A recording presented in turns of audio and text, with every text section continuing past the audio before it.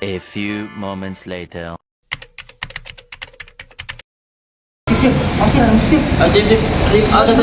Mati. Ya, kan matinya dulu sih, gimana sih mainnya? Dan tadi kita kalah mulu, ya bosan. Iya, bosan aja.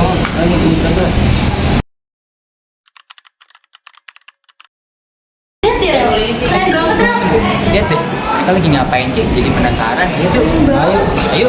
Gendangnya juga keren banget. Banyak banget alat musik di sini. Wah, keren banget ya. Bersyukur banget ya bisa lahir di Indonesia. Kalian lagi nonton apaan sih? Kayaknya seru banget. Oh, kita lagi nonton ini nih. Kita lagi nonton kebudayaan Indonesia, tepatnya kebudayaan dari Sulawesi, yaitu tari Pakarena. Selain menambah pengetahuan, ini juga bisa ngilangin rasa bosen. Terus juga bisa meningkatkan rasa cinta kita kepada budaya-budaya di Indonesia. Kalian mau nonton juga? Sini. Lihat tuh yang nari pada bawa kipas. Ih, cantik-cantik ya. Oh iya, tapi ntar dulu. Tunggu dulu. Kenapa? Kira-kira teman-teman yang nonton pada penasaran gak sih sama kebudayaan dari Sulawesi? Kalau teman-teman penasaran, yuk kita simak video ini bareng-bareng. Ayo. Tentang Tari Pakarena. Tari Pakarena adalah tarian tradisional asli suku Makassar. Tari Pakarena berasal dari Kabupaten Goa, Sulawesi Selatan. Nama Pakarena berasal dari bahasa Makassar yang berarti penari atau bermain. Tarian ini telah dikenal masyarakat setempat sejak masa kerajaan Gantarang. Awalnya, tarian ini dipertunjukkan sebagai media pemujaan dewa. Tetapi, fungsi tarian ini bergeser menjadi media hiburan. Teman-temanku semua, tahu tidak sih? Awalnya, tarian ini dikenal dengan sebutan Sere Jaga, yang berarti waspada atau sadar.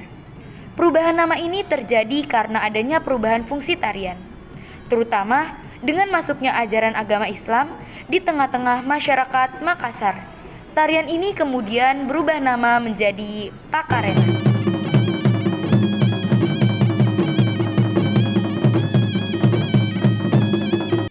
Tari Pakarena memiliki beberapa tujuan yang signifikan dalam konteks budaya Makassar. Berikut adalah beberapa tujuan utama dari Tari Pakarena. Pertama, sebagai tari ritual. Tari Pakarena awalnya digunakan sebagai tarian ritual untuk mengungkapkan rasa syukur dan terima kasih kepada bumi dan langit. Gerakan-gerakannya menggambarkan ajaran tentang cara bertahan hidup di bumi seperti bercocok tanam, beternak, atau berburu, sebagai ungkapan rasa syukur kepada Boting Langi atau penghuni langit. Yang kedua, sebagai tari pengiring raja. Pada masa lalu, tarian ini berfungsi sebagai tarian pengiring bagi Raja Goa. Meskipun kerajaan Goa sudah tiada, tarian ini masih digunakan sebagai pengiring para pemimpin daerah Goa. Yang ketiga, sebagai wujud syukur. Tari Pakarena mulanya dilakukan sebagai bentuk ungkapan rasa syukur karena pertanian berjalan dengan baik dan hasil panen yang melimpah. Hal ini menunjukkan bahwa tarian ini juga memiliki fungsi sebagai wujud syukur. Yang keempat, sebagai sarana dakwah. Tari Pakarena juga berfungsi sebagai media dakwah. Lewat gerakan-gerakannya, tari ini mengajarkan tentang kehidupan yang memerlukan kesabaran dan tidak mudah menyerah atau putus asa. Bentuk dari pui-pui. Pui-pui memiliki bentuk kerucut menyerupai klarinet, terbuat dari lepehan logam dan potongan daun lontar. Bagian logam berada di pangkal, sedangkan bagian kerucut terbuat dari kayu. Di sepanjang kayu tersebut terdapat beberapa lubang untuk menghasilkan nada yang berbeda-beda, seraya memutar video permainan alat musik pui-pui. Pui-pui digunakan untuk mengiringi berbagai upacara adat dan acara kesenian di Sulawesi Selatan. Alat ini sering digunakan dalam tarian tradisional seperti tari Pakarena yang merupakan tarian penting dalam budaya suku Makassar. Dalam tarian Pakarena, pui-pui berperan sebagai alat musik tiup yang menambahkan nuansa dinamis dan ritmis. Pemain pui-pui memainkan peran penting dalam mengatur irama musik yang dimainkan selama pertunjukan, sehingga menambahkan kesan dramatis menarik bagi penonton. Jenis-jenis gandrang. Kalian tahu nggak sih ada berapa jenis-jenisnya? Yang pertama, gandrang Pakarena. Jenis gandrang ini digunakan untuk mengiringi tari Pakarena, sebuah tarian tradisional suku Makassar.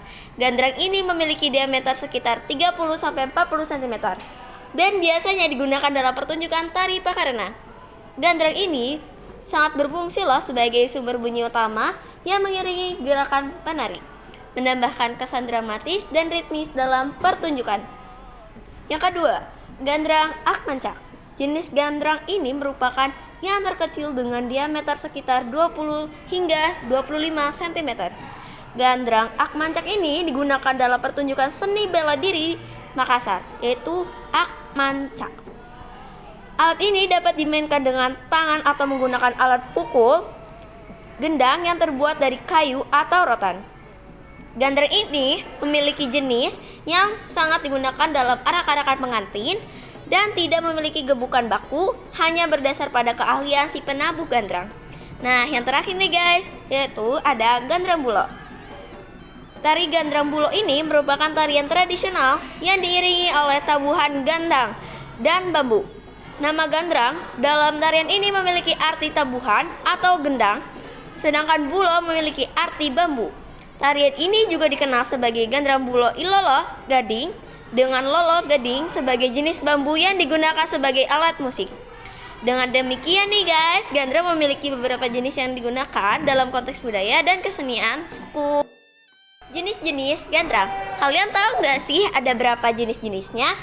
Yang pertama, gandrang Pakarena.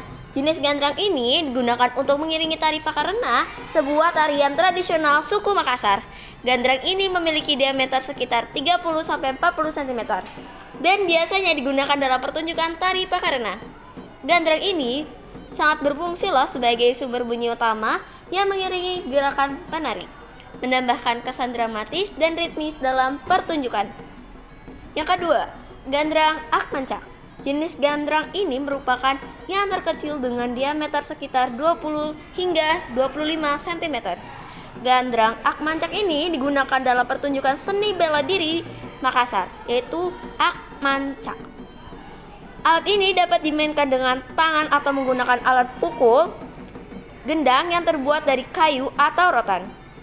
Gandrang ini memiliki jenis yang sangat digunakan dalam arak-arakan pengantin dan tidak memiliki gebukan baku, hanya berdasar pada keahlian si penabuh gandrang.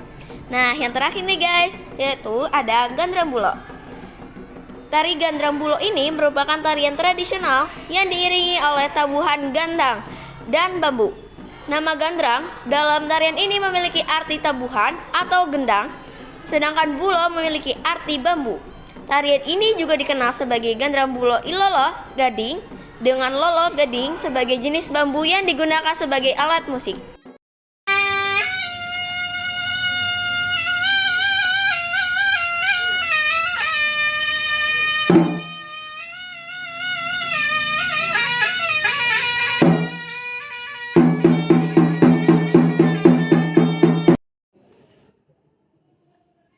Kesimpulannya adalah tarian Pakarena merupakan tarian yang sangat tradisional dan seringkali dihubungkan dengan upacara adat dan ritual. Tarian ini biasa menggambarkan keindahan, ketangkasan, dan nilai-nilai budaya dalam masyarakat Bugis. Nah, melalui gaya yang anggun dan kostum yang kaya warna, tari Pakarena tidak hanya menjadi bentuk ekspresi seni, tapi juga sarana untuk melestarikan tradisi dan identitas budaya. Keseluruhan tari Pakarena mencerminkan kekayaan budaya di Indonesia dan pentingnya mempertahankan warisan tersebut di tengah modernisasi. Jadi teman-teman, marilah kita mencintai kebudayaan yang ada di Indonesia dengan cara merayakan keberagaman budaya yang amat banyak yang ada di Indonesia. Bisa dengan mengikuti festival daerah, mempelajari tarian-tarian tradisional, ataupun mencoba kuliner-kuliner lokal. Dengan kita menjaga dan mencintai kebudayaan daerah, maka hal itu akan menjadi warisan bagi generasi kita di masa yang akan datang. Serta kebudayaan daerah memperkaya wawasan kita dan juga pengetahuan kita. Jadi, mari teman-teman kita lestarikan dan juga cintai kebudayaan di Indonesia.